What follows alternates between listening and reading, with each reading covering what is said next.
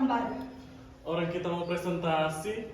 Tá liberado namorar, tá liberado pra beijar. Milênio Disco Club.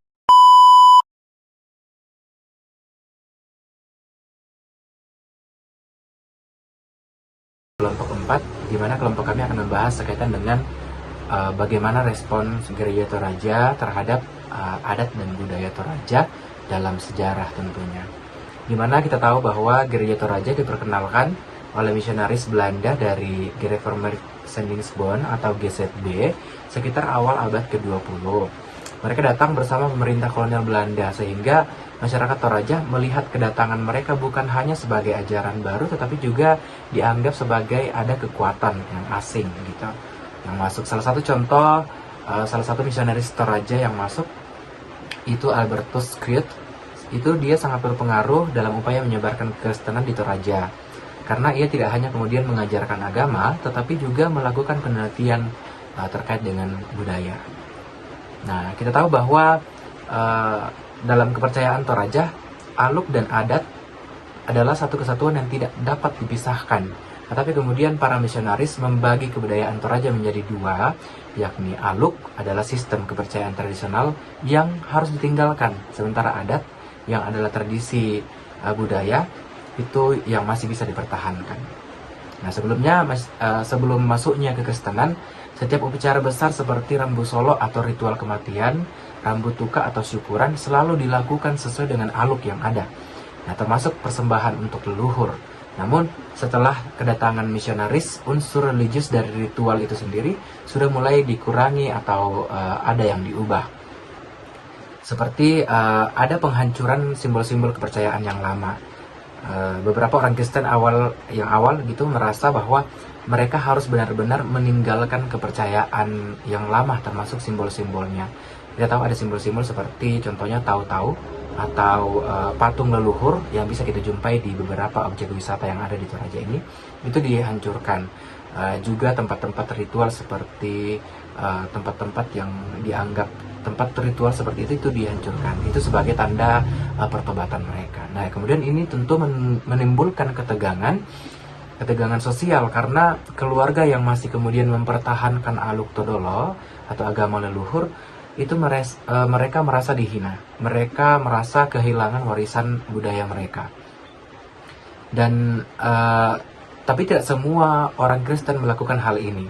Ada juga yang kemudian lebih moderat begitu dan tetap menghormati tradisi leluhur tanpa melanggar keyakinan yang baru gitu, yang baru masuk. Lalu ada misi adaptasi budaya di mana tidak semua misionaris ingin menghapus budaya Toraja. Ada yang berusaha menyesuaikan kekristenan dengan budaya setempat agar lebih bisa diterima dengan cara didialogkan seperti itu. Beberapa gereja awal tetap menggunakan bahasa Toraja dalam ibadah misalnya.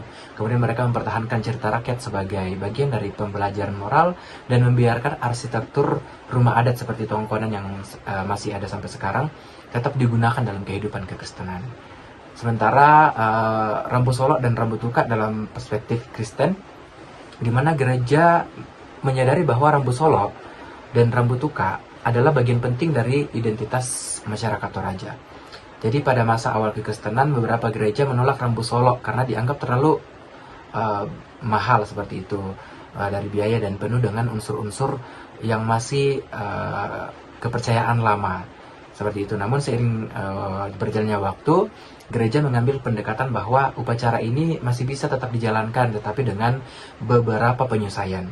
Misalnya doa Kristen menggantikan mantra-mantra yang ada pada saat itu, mantra-mantra adat. Dan persembahan kepada leluhur itu diubah menjadi ungkapan syukur kepada Tuhan. Nah, jadi gereja saat ini pun telah menjadi bagian dari identitas masyarakat dan bukan hanya sebagai tempat ibadah, tetapi juga berperan dalam pendidikan, dalam budaya, dalam pembangunan sosial tentunya. Contohnya kita lihat banyak sekali yayasan-yayasan yang sudah diberikan oleh gereja Toraja seperti SMA Kristen Rantepao dan SMA Kristen Barana, ada juga rumah sakit Elim dan masih banyak lagi. Jadi gereja mendukung pelestarian seni dan budaya Toraja dalam cara menyesuaikan dengan ajaran Kristen. dan akan masih dijelaskan oleh teman-teman saya selanjutnya bagaimana kemudian Gereja Toraja sebagai pandu budaya, bagaimana Gereja Toraja lebih berdialog tentang budaya dan adat yang ada dalam Toraja. Demikian, terima kasih.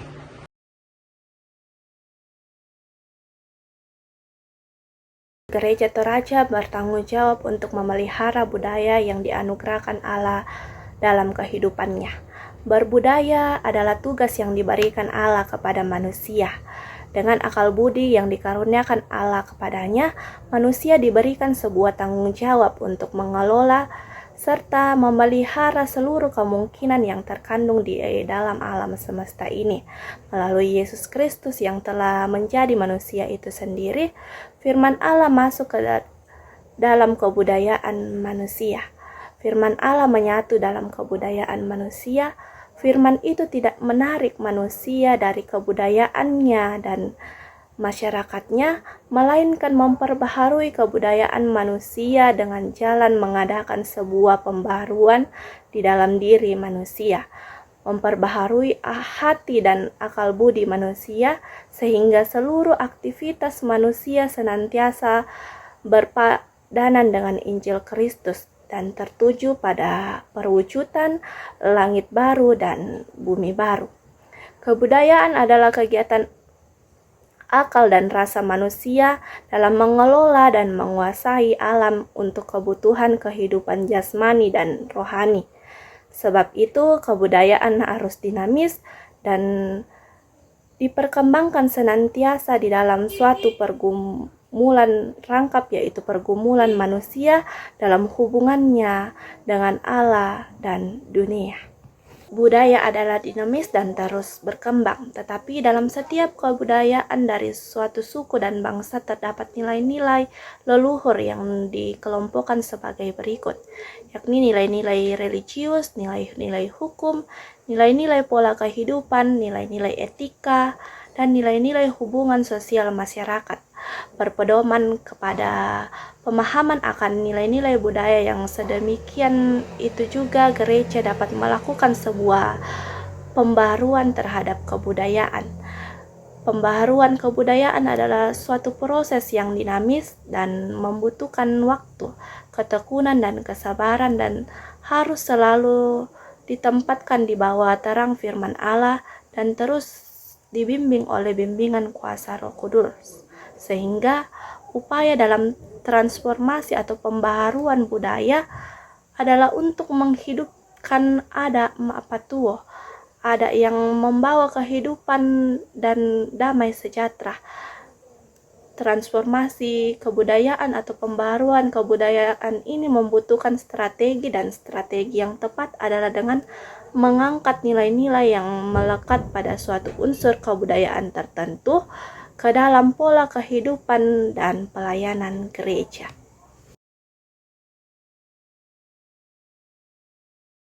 Bagian D, Gereja Toraja bertanggung jawab untuk berperan sebagai pandu budaya. Ya, Gereja Toraja menyadari krisis kebudayaan yang cukup serius terjadi dalam kehidupan masyarakat Toraja. Ya, hal ini disebabkan oleh adanya pergeseran nilai dan makna dalam pelaksanaan budaya Toraja oleh masyarakat Toraja. Ya, termaksud dalam kehidupan warga Gereja Toraja. Dalam konteks tersebut, Gereja Toraja perlu mempertegas sikapnya dan sekaligus mengambil langkah-langkah strategis berkenan dengan krisis budaya yang sedang terjadi. Ya, walaupun demikian, budaya yang dimana Gereja Toraja hidup tidaklah satu, yaitu hanya budaya Toraja. Ada berbagai bentuk kebudayaan yang dihidupi Gereja Toraja, dan Gereja Toraja bertanggung jawab mengambil peran pandu di masing-masing konteksnya. Ya, secara khusus untuk Toraja, ketegasan sikap Gereja Toraja untuk mengambil peran pandu budaya lahir dilakukan melalui proses interpretasi atau penafsiran terhadap kebudayaan Toraja. Misalnya dalam bentuk ritus-ritus, pemali-pemali, bahkan kearifan lokal yang merupakan warisan dari agama asli orang Toraja, yaitu Aluk Sanda Pitunnah. Setelah melakukan interpretasi, proses selanjutnya adalah reinterpretasi atau penafsiran ulang. untuk melakukan nilai-nilai religius dan sosial yang terdapat dalam kehidupan Toraja. Ya, proses reinterpretasi ini dilakukan sebagai upaya untuk mengangkat kembali revitalisasi nilai-nilai luhur yang terdapat dalam warisan budaya Toraja. Ya, setelah proses reinterpretasi dilanjutkan dengan perumusan makna untuk mendapatkan bentuknya yang baru sesuai dengan konteks masa kini atau reaktualisasi dalam terang firman Allah. Ya, reaktualisasi ini akan terus berproses pada tahap selanjutnya, yaitu sebagai bahan pengajaran iman Kristen atau reedukasi. Ya, materi selanjutnya yaitu fakta menarik tentang respon gereja Toraja terhadap adat dan kebudayaan orang Toraja.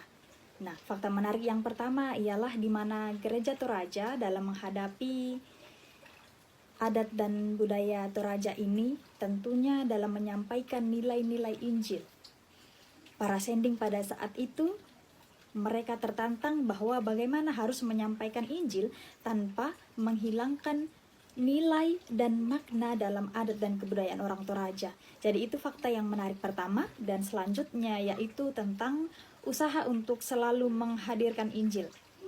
Bagaimana para sending menghadapi tantangan yang ada ketika mereka mau menyampaikan dan menghadirkan Injil yang ada, mereka harus menyeimbangkan antara Injil dan adat kebudayaan orang Toraja. Apalagi pada saat itu masih banyak sekali orang-orang Toraja yang menyembah berhala. Sehingga para sending atau para misionaris mencari cara supaya bisa menyeimbangkan antara mereka harus menyampaikan Injil dan juga harus memberikan pengertian bahwa adat dan kebudayaan tidak harus dilaksanakan dengan cara menyembah berhala, tapi mereka dapat menyandingkannya, menyeimbangkannya, tetap menghadirkan Injil di tengah-tengah adat dan kebudayaan Toraja.